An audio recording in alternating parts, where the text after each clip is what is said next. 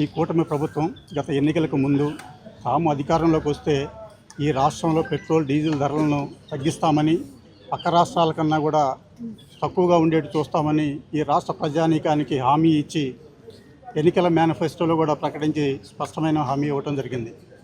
ఈ హామీని నమ్మి ప్రజలు కూడా కూటమి ప్రభుత్వానికి ఓట్లు వేసి వారికి అధికారాన్ని అప్పగించి ఇప్పటికే 2 సంవత్సరాలు అవుతుంది. గత 2 ఏళ్లలో వారు ఇచ్చిన హామీని ఏమాత్రం నెరవేర్చకపోగా కేంద్ర ప్రభుత్వంలో భాగస్వామ్యంగా ఉన్నటువంటి కూటమి ప్రభుత్వం ఈరోజు పెట్రోల్ డీజిల్ ధరలను 3 రూపాయలకు పైగా పెంచడం ఇది చాలా దుర్మార్గమైనటువంటి విషయం. నమ్మి ఓట్లు వేసి అధికారం అప్పజీవిన ప్రజలను మోసం చేసేటటువంటి విషయం.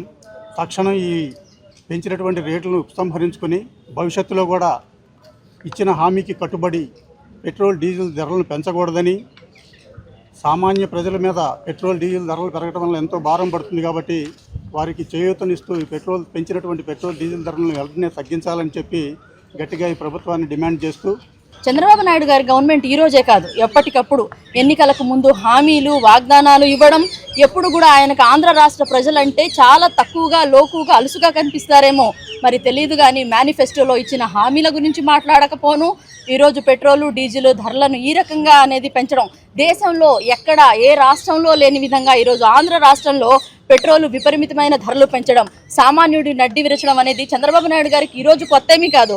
ఈరోజు కూటమి ప్రభుత్వంలో ఏ రకంగా మేనిఫెస్టోలో అమలు లేదు, దాన్ని ఎలా అమలు చేయాలో అనేది లేదు. 2 ఏళ్లు గడిచిపోయినాయి. గతంలో లోకేష్ గారు సెల్ఫీ దిగుతూ ఒక పెట్రోల్ బంక్ దగ్గర 28 రూపాయలు 100 రూపాయలకి వ్యాట్ వేస్తున్నారు, దానికి సగానికి తగ్గిస్తామని చెప్పి సెల్ఫీలు తీసుకొని సోషల్ మీడియాలో ప్రచారాలు చేయడం జరిగింది.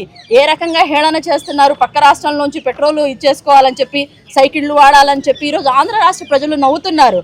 ఏ రకంగా అయితే పాదయాత్రలో ఇచ్చిన హామీలు, వాళ్ళ యువగళంలో ఇచ్చిన హామీలు కావచ్చు, ఈరోజు వాళ్ళ మేనిఫెస్టోలో ఇచ్చిన హామీలు కావచ్చు, ఏ రకంగా అమలు కాని పరిస్థితి. అది కాకుండా ఈరోజు సామాన్య పేద మధ్య తరగతి ప్రజలకి ఏ రకంగా ఈరోజు నిత్యావసర సరుకుల ధరలు కూడా ముందు ఏ రకంగా తారాస్థాయికి చేరుతాయో ఈరోజు అందరూ గమనించాలి. ఏ రకంగా అయితే ఆయన మహిళలకు ఇస్తానన్న 1500 లేదు, ఏ రకంగా అయితే వాళ్ళు వాలంటీర్స్ కానీ నిరుద్యోగ భృతి కానీ అసలు ఏదీ లేదు. అదంతా పోను పెట్రోలు డీజిల్ భారంతో ఈరోజు ప్రజల మీద ఏ రకంగా భారాన్ని మోస్తున్నారో మనం అందరం చూస్తూ ఉన్నాం. వెంటనే దీన్ని ఉపసంహరించుకోవాలని మనస్ఫూర్తిగా తెలియజేస్తున్నాం.